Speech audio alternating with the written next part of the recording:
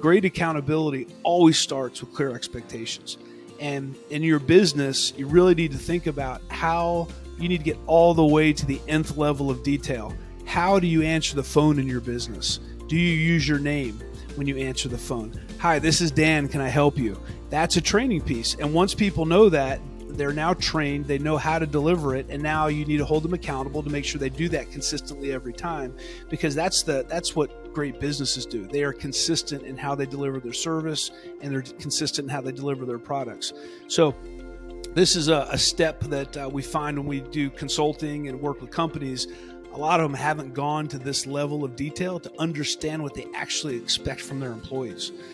Another good one at Disney, we have something we call the decision criteria, and we train all our employees, and when I say all the employees, I mean from the executives all the way to our frontline employees, how to make decisions.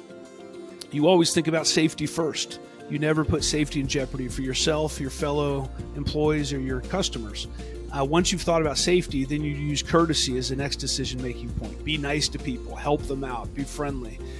Then you go to show, make sure that everything looks good, you're delivering, you're putting on the show for your guests, everything's clean, everything's operating the right way, and then lastly, efficiency. And so because we set these clear decision criteria for our employees, we can then hold them accountable on how do they make their decisions. And so we always tell them, hey, when you made that decision, what was the first thing you thought of? Well, and if the answer is not safety, well, let's talk about that. And then that accountability happens. The accountability could be a reinforcement of the training. The accountability could be, we talked about this last week. This is the second time this has happened. I really want to make sure you understand. We're going to retrain you.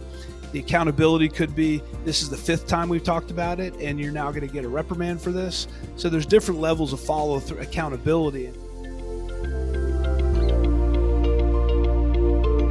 If this culture clip helped you, hit that like button below, and we'll see you in the next clip.